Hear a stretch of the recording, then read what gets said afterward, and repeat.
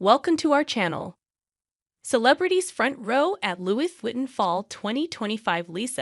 Sophie Turner, Alicia Vikander board the LV Express. Guests were transported to a facsimile of a train station for Nicolas Ghesquière's latest collection. It was all aboard the Louis Vuitton Express, with Monday night's show a departure from its usual venue at the Louvre Museum. Guests were invited to a private cocktail, then transported to an office building next to Gare du Nord, where the brand had built an impressive set reminiscent of a bustling arrivals lounge for womenswear artistic director Nicolas Ghesquière's fall collection. The location enhanced the romance of the collection, at least for the train lovers in the crowd, and there were plenty, with Alicia Vikander among them. She was seated next to Lisa, who caused a commotion with the photographers upon her arrival, flanked by France's First Lady Brigitte Macron, who is a close friend of Ghesquière. "I love trains. Oh my God, all the Bellman trains going around Europe. I know all the destinations," she said of memorizing the map. "Some of the routes are long and a serious commitment," she said, noting that husband Michael Fassbender isn't as much of a devotee, so she's considering an alternate plan. "Maybe I should just go by myself. There's something about the idea. I'll just bring my own book and go from A to B. I love the journey," she said. The Oscar winner said old-fashioned travel is a way to put her phone down and check out, and has a nostalgic feel since she grew up traveling by train. She also mused about the presence of tech and AI in our lives, a decade on from her film Ex Machina. Vikander said she always had an interest in science fiction, and when she did research for the film, she met scientists who were on the forefront of AI at that time. "It led me to realize that this is actually not that far forward, and the general public didn't have that kind of awareness of it just yet." And now, she chats with ChatGPT, particularly recently when she was on a film set and set it to voice mode in her hotel room. "I felt like I had a one-on-one lecture for character prep. If you have that view, you can go there. But I do not yet use it on a daily basis. I haven't really gotten used to it," she said. Anna de Armas was in a slinky sequin slip dress topped with a loose silk kimono.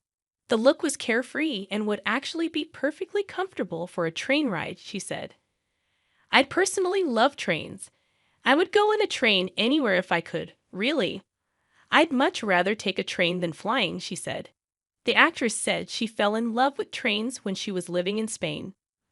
"I find trains very mysterious, and there's kind of something cinematic about it. There's something romantic and something that I really enjoy. I love to watch the scenery pass by, looking out the window at different cities and places. It's just beautiful," she said. De Armas is prepping for the premiere of Ballerina, which will come out this summer. In the film, she doesn't actually play a dancer but an assassin, and the training encompassed stunts and martial arts. "Compared to other action films I've done before, that was definitely the most intense one, and the most challenging," she said. "It's another level. But I got to the point of feeling very comfortable with it. And I think it came out very organic. The hard work paid off." Trains were not something of note for Jennifer Connelly, who grew up in the U.S. "The only trains I remember is the subway in New York," said the Brooklyn native. Still, she has grown an affection for them, and said that husband Paul Bettany had taken the Eurostar from London earlier Monday. Connelly, a longtime friend of the house and personal pal of Ghesquière, was in a cherry red dress from the spring collection. It was complete with big shoulders and a bias-cut hem. She was drawn to the 1980s feel of it and decided to take a risk with the bold color. Bold could also describe Sophie Turner's look, though hers was more urban warrior with spike buttons on a leather dress. "His stuff always makes me feel so powerful," she said. But the last time she hit the Louis Vuitton show, she was in a much softer silk pajama look. "Well, there's so much in his collections. They're never one tone. So I always try to wear a different interesting thing from each collection. But there's never enough events to go to wear all the things that I want to wear, so try to mix it up. Surely there are lots of parties and premieres for the Game of Thrones star." But Turner said she's actually been taking it easy ahead of filming a new project.